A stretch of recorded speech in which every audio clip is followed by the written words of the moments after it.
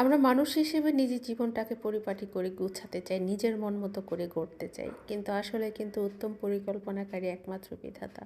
আমরা চাইলেও কিন্তু আমাদের মনের মতো সব কিছু হয় না, যা চাই তা হয় না। কেন বলছি সেটা অবশ্যই আপনাদের সাথে শেয়ার করব। আসসালামু আলাইকুম সবাইকে। আলহামদুলিল্লাহ আমরা ভালো আছি, আশা করি আপনারাও ভালো আছেন। যে যেখান থেকে দেখছেন সম্পূর্ণ ভিডিওটি দেখার জন্য আমন্ত্রণ রইল। একটু ফলো দিয়ে সাবস্ক্রাইব করে দেওয়ার জন্য অনুরোধ রইল। বাসার থেকে সন্ধ্যার পরে বের হয়েছি মা মেয়ে। বাসার কাছেই একটা সুপার শপ আছে, সেই সুপার শপে ভাবলাম যে কী কী পাওয়া যায় একটু ঘুরে দেখার জন্য। যেহেতু দীর্ঘ সময় আমি আসলে ঢাকার ভিতরে ছিলাম, এখন ঢাকার একটু সাইডে চলে আসছি, যার কারণে বাসার থেকে বের হয়ে মাঝে মধ্যেই দেখি কোথায় কি পাওয়া যায়, ঢাকার শূন্যতাটা অনুভব করি কিনা। যদিও আমি এখানটাতে আসার আসলে একদমই পক্ষপাতী ছিলাম না। আমার হাজব্যান্ড যখন ডিসিশন নেয় এখানে আসবে, আমি এটার একদমই বিরোধিতা করছিলাম। বাট এখানে আসার পরে দেখলাম যে আসলে খুব একটা খারাপ হয়নি, ভালোই হয়েছে। আর সব কিছু হাতের কাছে আছে, এটাও একটা ভালো ব্যাপার। আর তার চাইতে বড় কথা হচ্ছে আমি একটা প্রাকৃতিক পরিবেশ পেয়েছি, একটু গ্রাম্য গ্রাম্য ভাব আছে। মানে বাসার পেছনটা পুরাটাই গ্রামের মতো, বাসার সামনটা শহরের মতো। মানে এটার মধ্যে একটা আলাদা রকম ফিলিংস আছে, আলাদা রকম একটা ভালো লাগা কাজ করে। যেহেতু আমি একটু প্রকৃতিপ্রেমী, বৃষ্টি পছন্দ করি, প্রকৃতি পছন্দ করি, গাছপালা, পাখির ডাক সব কিছু আমার অনেক বেশি ভালো লাগে। সেই দিকটা চিন্তা করলে আসলে আমার কাছে মনে হয় যে আমার জন্য পারফেক্ট হয়েছে। তো আলহামদুলিল্লাহ এখন পর্যন্ত আমি এমন কোনো শূন্যতা অনুভব করিনি একটা জিনিস ছাড়া।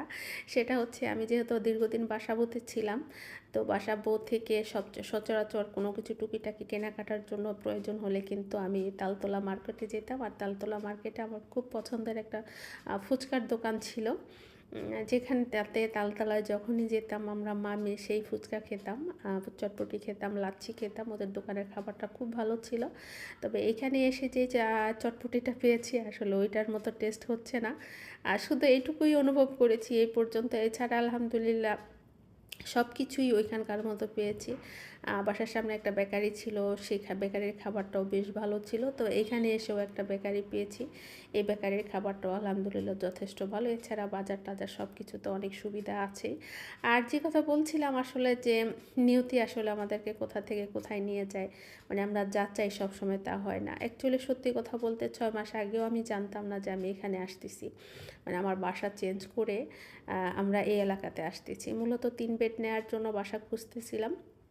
এর মধ্যে মানে বাসা ভাড়া এত বেশি ওই দিকটাতে, মানে খুব বেশি হিমশিম খাচ্ছিলাম 3 বেড ওই এলাকাতে নিতে। তখন মনে হলো যে আমার হাজব্যান্ড ডিসিশন নিল যে একটু সাইডের দিকে যাই, তাতে করে আমাদের ভাড়াটাও কম হবে আর বাসাটাও মনের মতো পাবো। সেই দিকটা চিন্তা করে আসলে আমি রাজি হয়েছি, যেহেতু আমার অনেক দিনের ইচ্ছা ছিল যে একটা 3 বেডের বাসা প্রয়োজনও ছিল। আসলে ইচ্ছাটা বললেই হবে না, মেয়েটা এতদিন ছোট ছিল, ছেলেটার একটা রুম লাগে, মেয়েটারও এখন একটা রুম লাগে। ওই দিকটা চিন্তা করলে আসলে একটা রুমের আমার অনেক বেশি প্রয়োজন ছিল। আর সেই ইচ্ছাটা পূরণ করার জন্যই আসলে এই দিকটাতে আসা। আর আমি যে এলাকাতে ছিলাম ওই এলাকাতে যদি 3 বেডের বাসা নিতে যেতাম তাহলে আমার মাসে 35 থেকে 40 হাজার টাকা গুনতে হতো, যার ফলে এখানে আসাতে আমার আর কি অ্যাটলিস্ট এই সেভটা হয়েছে। আর এই সেভটা করার জন্য আসলে মূলত আমাদের এদিকে আসে, যেটা সত্যি কথা। তো মা মেয়ের টুকিটাকি কেনাকাটা হয়ে গেল, চলে যাচ্ছি বাসায়। চলে যাচ্ছি বাসায় না, আসলে বাসায় চলে আসছি। ভালো থাকবেন, সুস্থ থাকবেন, আল্লাহ হাফেজ।